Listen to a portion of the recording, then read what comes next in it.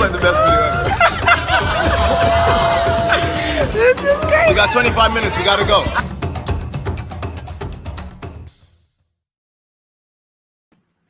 Hey, happy Wednesday, everybody. Happy Update. Juneteenth. Woo! Let the party get started. I know there's a lot of people out there who plan to celebrate today, so we want to celebrate with you. Oh, say that. Wow, where do we get that? Oh, It's something new on my computer I that was not prepared. I have some other celebratory things that could happen as well. Oh, It is a day of celebration. Happy Juneteenth, everyone. yo, I am low-key jealous, guys. That's I'm sitting here like we did not prep for any of this in the pre-meeting. I knew nothing of the confetti and everything. Oh man, we're excited to be with you today. As you may have noticed, we are not doing our typical interactive today because we wanted to make sure that everybody got to spend the day, but we also wanted to make sure that we got to spend some time with you guys as well. I'm really excited about today's topic, but if this is the first time that you've ever been with us, I just want to say welcome. Welcome to Say That channel, where we are unapologetic about talking about the ugly come up of business and entrepreneurship. So you know how you hear those stories about people who start with nothing and then have massive success? But what happens in the middle? What happens during the ugly come up? That is what we're here to talk about.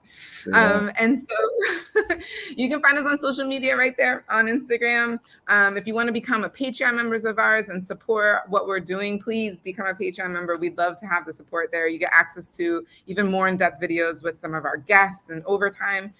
And it's been great. We've been doing this now for officially 4 years, and we really love being able to talk about these really interesting topics and concepts with you guys, especially on Wednesdays where it's related to business. And then on Mondays, we kind of talk about all the things that we don't get to talk about on Wednesdays on our Monday rundowns.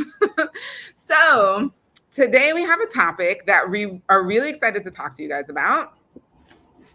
Let's do it. What does the fall of an empire mean? One of the reasons why Winston and I are really excited about talking about this is because we've kind of touched on this here and there on other episodes where we've talked about a particular man named Ray Dalio and a video that both of us have watched that has been really helpful in our understanding of empires and falling and starting. And so when I saw this question come up, I thought, oh, this is great. What did I know? What did I think? And Winston was really good at asking this. What did we think about this before we watched the video that we're all going to watch together?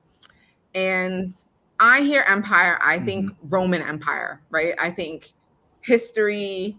And honestly, historically speaking, from what I remember in class, like in high school, a long time ago, the Roman Empire fell because of really poor leadership. I think financially also their money was being spent in really poorly, and so it collapsed as a power.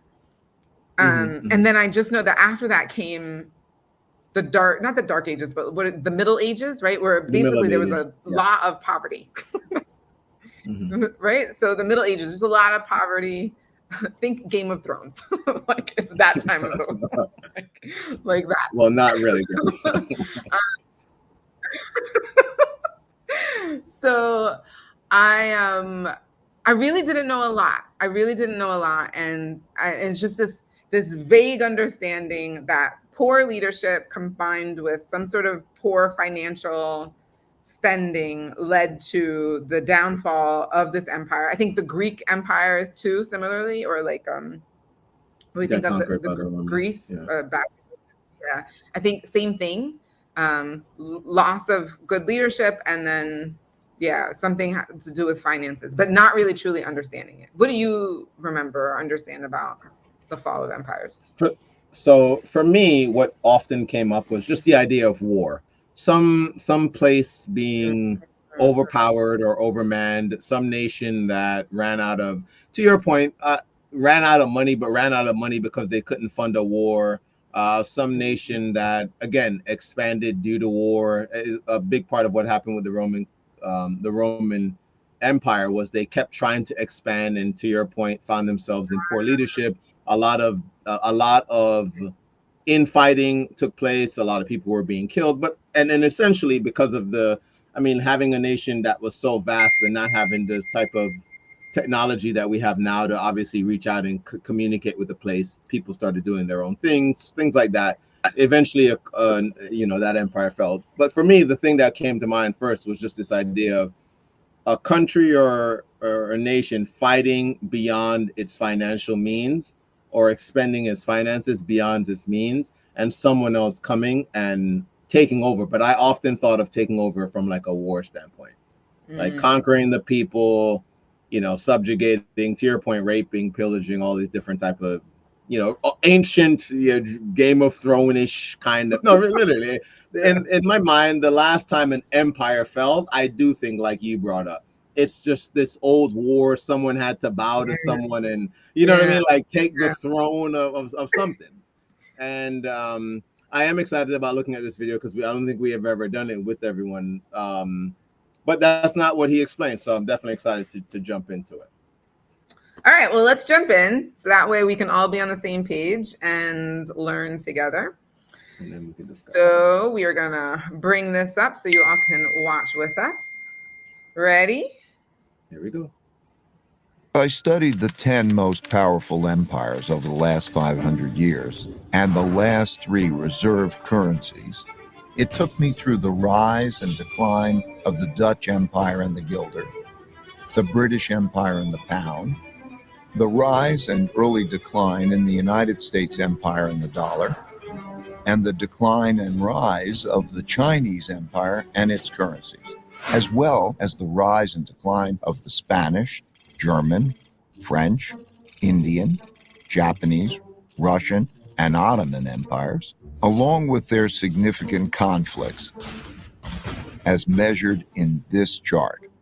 To understand China's patterns better, I also studied the rise and fall of Chinese dynasties and their monies back to the year 600. Because looking at all these measures at once can be confusing, I'll focus on the 4 most important ones: the Dutch, British, US, and Chinese. You'll quickly notice the pattern. Now let's simplify the form a bit. As you can see, they transpired in overlapping cycles that lasted about 250 years, with 10 to 20-year transition periods between them. Typically, these transitions have been periods of great conflict because leading powers don't decline without a fight. So how am I measuring an empire's power? In this study, I used 8 metrics. Each country's measure of total power is derived by averaging them together. They are education, inventiveness and technology development, competitiveness in global markets, economic output, share of world trade, military strength, the power of their financial center for capital markets, and the strength of their currency as a reserve currency. Because these powers are measurable, we can see how strong each country is now, was in the past, and whether they're rising or declining. By examining the sequences from many countries, we can see how a typical cycle transpires. And because the wiggles can be confusing, we can simplify it a bit to focus on the pattern of cause-effect relationships that drive the rise and decline of a typical empire. As you can see, better education typically leads to increased innovation and technology development, and with a lag, the establishment of the currency as a reserve currency. You can also see that these forces then declined in a similar order, reinforcing each other's decline. Let's now look at the typical sequence of events going on inside a country that produces these rises and declines. In a nutshell, the big cycle typically begins after a major conflict, often a war, establishes the new leading power and the new world order. Because no one wants to challenge this power, a period of peace and prosperity typically follows. As people get used to this peace and prosperity, they increasingly bet on it continuing. They borrow money to do that, which eventually leads to a financial bubble.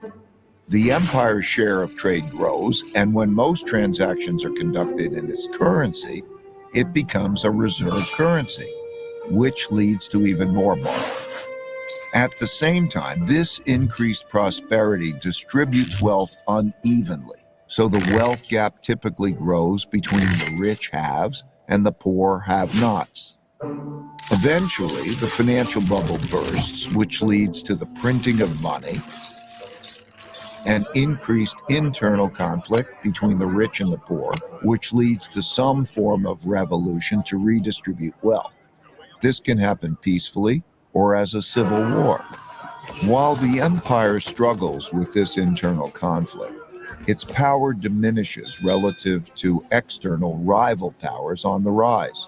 When a new rising power gets strong enough to compete with the dominant power that is having domestic breakdowns, external conflicts, most typically wars, take place. Out of these internal and external wars come new winners and losers.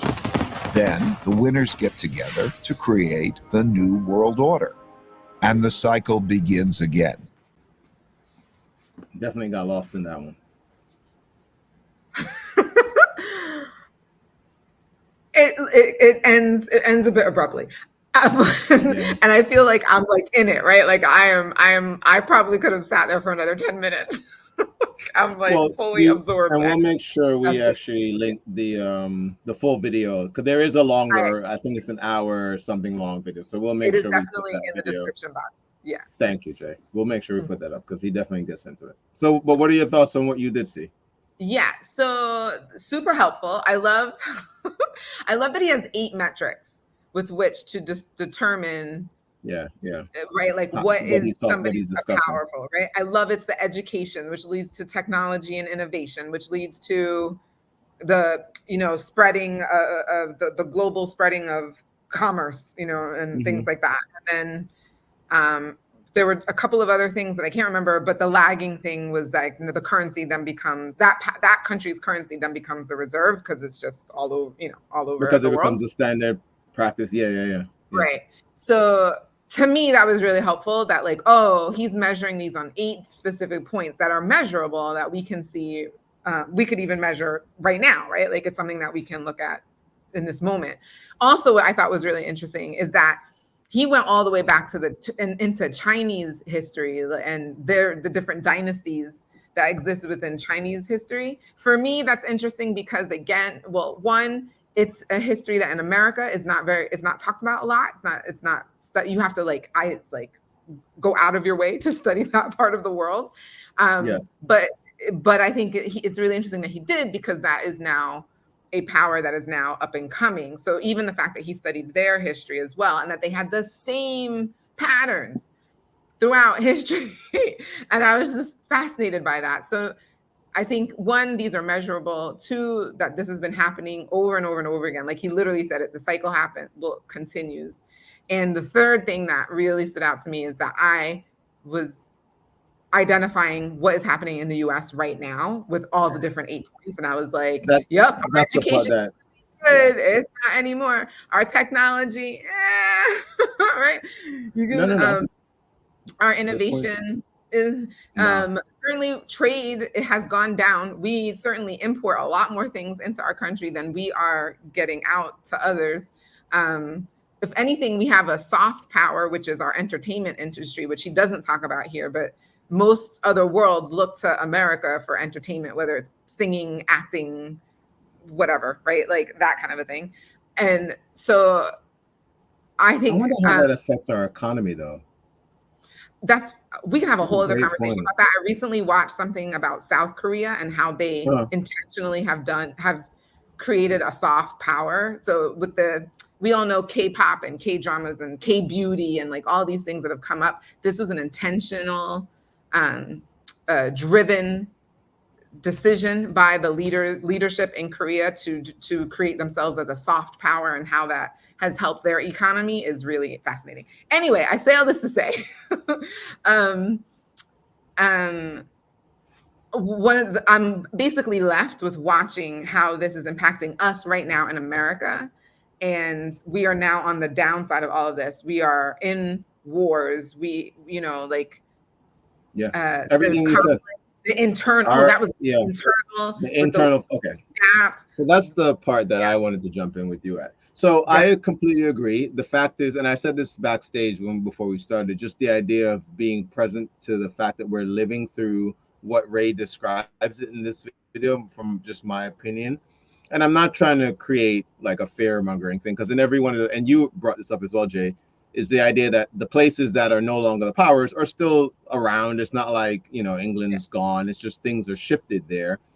And things are different there. So America will still be here, but I think the idea of what America was, and I was laughing with Jeannie as we were coming home today, because I was like, we are literally living our relatives from back home their dream.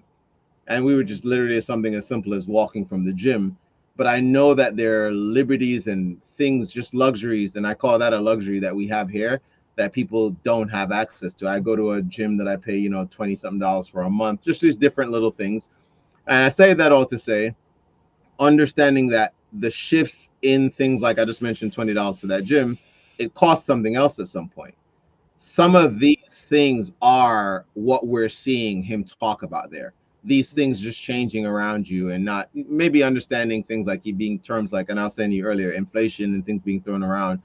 But we're not understanding it's because we've been doing some of these other things. Our educational system has not been what it's been, so we're not producing at the level that we used to produce. So to your point, we're importing so much and we're barely exporting like we used to.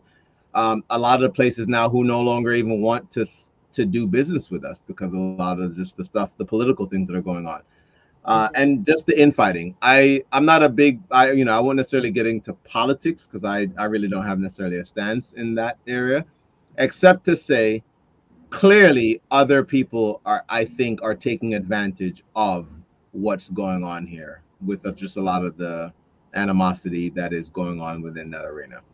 And it's interesting, because I know we weren't necessarily going to go there, but you had mentioned earlier just the idea of the idea of the New World Order. I know we were talking about just even what to title it. It was just like people don't know. People believe it's something that it's not. And yet it does kind of make you wonder when you just said that that in the nation of Korea, or just that they had an agenda in what they were doing. And that's the part that when you were saying it earlier, I want to say, like, it's not, people aren't,